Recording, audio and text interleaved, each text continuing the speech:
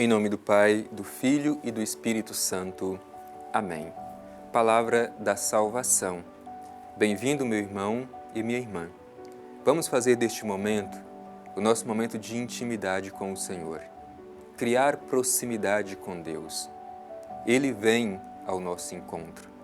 Porque nos ama, Deus sai de si mesmo e vem ao nosso encontro. É a sua palavra dirigida aos nossos corações. A palavra de Deus se faz carne, habita entre nós.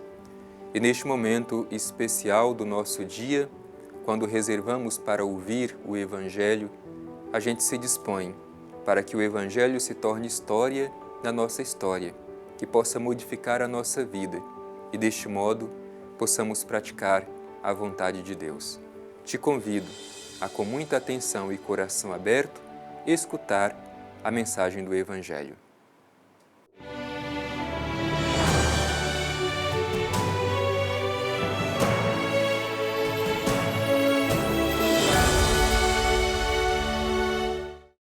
Do Evangelho de Jesus Cristo segundo Mateus. Glória a vós, Senhor. Que vos parece? Um homem tinha 2 filhos. Dirigindo-se ao primeiro, disse: Filho, vai trabalhar hoje na vinha. Ele respondeu: Não quero. Mas depois, pego pelo remorso, foi. Dirigindo-se ao segundo, disse a mesma coisa. Ele respondeu: Eu irei, Senhor, mas não foi. Qual dos 2 realizou a vontade do Pai? Responderam-lhe: O primeiro. Então Jesus lhes disse: Em verdade vos digo que os publicanos e as prostitutas vos precederão no reino de Deus. Pois João veio a vós num caminho de justiça, e não crestes nele. Os publicanos e as prostitutas creram nele. Vós, porém, vendo isso, nem sequer tiveste remorso para crer nele. Palavra da salvação. Glória a vós, Senhor. Meu irmão e minha irmã, nos aproximando do Natal do Senhor, a mensagem da Palavra de Deus vem para aquecer o nosso coração e exigir de nós conversão para que façamos do nosso coração a manjedoura para acolher o Senhor. E hoje, Jesus apresenta no Evangelho 2 grupos. Primeiro, formado pelos anciãos do povo e os sumos sacerdotes. E, por outro lado, apresenta os publicanos e as prostitutas. E diante desta mensagem do Evangelho, diante desta parábola também que Jesus conta, nós somos interpelados a nos perguntar com quem nós nos identificamos. Só para contextualizar, esse trecho do Evangelho que terminamos de ouvir é continuidade daquela passagem onde os chefes do povo, os chefes religiosos daquela época, sumos sacerdotes e anciãos, questionaram Jesus sobre com que autoridade ele expulsou os vendilhões do templo e com que autoridade Jesus ensinava no templo, que é uma continuidade desta passagem. E Jesus inicia o trecho de hoje fazendo uma pergunta: que vos parece? Interrogando a estes sumos sacerdotes e aos anciãos do povo. É importante a gente saber quem são os destinatários destas palavras de Jesus. São os chefes religiosos daquele tempo. Portanto, Jesus lhes faz um questionamento. Um homem tinha 2 filhos. Dirigindo-se ao primeiro, disse: Filho, vai trabalhar hoje na vinha. Ele respondeu: Não quero, mas depois, pego pelo remorso, foi. E dirigindo-se ao segundo, disse a mesma coisa. Este respondeu: Eu irei, Senhor, mas não foi. Qual é o tema apresentado por Jesus neste Evangelho? É o tema da falsa obediência, que, aliás, pode também acontecer com cada um de nós hoje, a falsa obediência ao Senhor. Isso já nos ajuda a entender que a proposta feita por Jesus exige de nós transparência, Para Jesus, não basta uma experiência religiosa de aparência. Não basta a gente dizer. É preciso que as nossas atitudes digam daquilo que a gente verdadeiramente crê. E é por isso que Jesus conta esta parábola destes dois filhos. Um que disse não, mas foi, e o outro que disse sim, mas não foi. E Jesus continua interrogando aos chefes religiosos daquele tempo, qual deles fez a vontade do seu Pai? E os chefes religiosos são, de certa forma, obrigados a responder. O primeiro, aquele que disse não, mas foi realizar a vontade do Pai.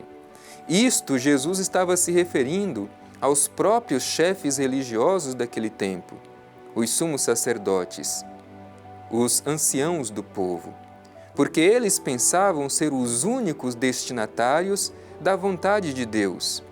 Em contrapartida, aqueles que estavam à margem, estes não iriam participar da salvação de Deus.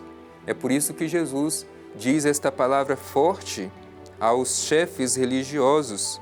Responderam-lhe o primeiro, e Jesus continuou, dizendo: Eu vos digo, os publicanos e as prostitutas vos precederão no reino de Deus. Ora, justamente este grupo que os chefes religiosos imaginavam que eram indignos de participar do reino de Deus. Prostitutas e publicanos.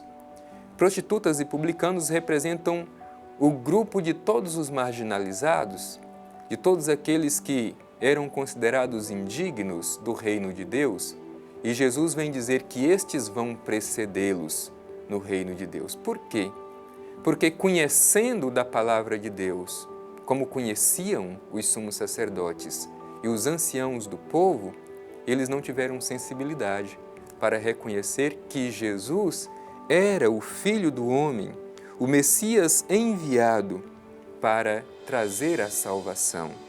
E, por outro lado, se a gente acompanha o Evangelho, a gente sempre vai ver que Jesus está cercado, rodeado de publicanos, prostitutas, pecadores, doentes, pessoas que estavam marginalizadas. Estas sim tiveram sensibilidade para reconhecer em Jesus o Messias enviado pelo Pai Eterno. Por isso, hoje nós também devemos nos perguntar com quem nós nos identificamos. Nós vivemos uma experiência religiosa somente de palavras, somente de aparência. A gente diz que crê, mas no fundo a nossa prática de vida diz outra coisa?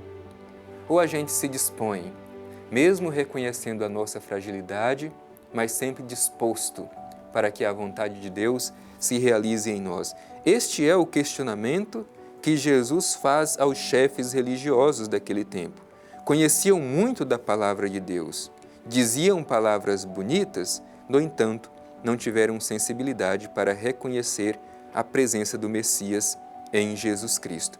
E o Evangelho continua dizendo: os publicanos e as prostitutas creram nele, creram em Jesus. Portanto, no centro desta mensagem está a adesão de fé a Jesus Cristo. Acolheram a pregação de João Batista, prepararam o seu coração para a vinda do Messias. E nós acolhemos, aderimos verdadeiramente a Jesus, à sua mensagem, ao seu projeto, ao seu reino? Nos permitimos que a pregação profética nos leve à verdadeira conversão? Ou somos como os chefes religiosos?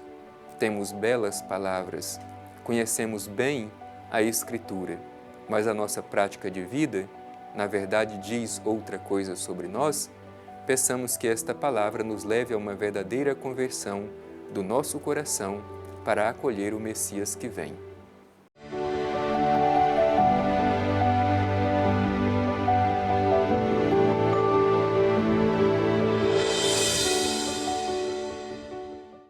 Iluminados pela palavra de Deus, agora nós queremos nos colocar em atitude de oração.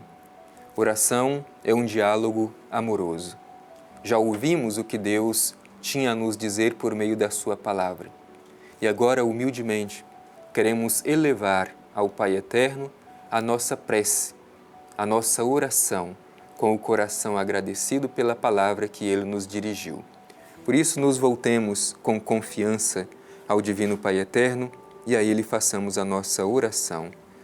Divino Pai Eterno, Deus de amor e bondade, que nos enviaste Teu Filho Jesus, na luz e força do Espírito Santo, te pedimos neste momento de oração que envies sobre nós o Teu Espírito, para que tenhamos um coração sensível, que saibamos acolher o Teu Filho Jesus e em tudo procuremos viver e praticar a Tua palavra, a Tua vontade.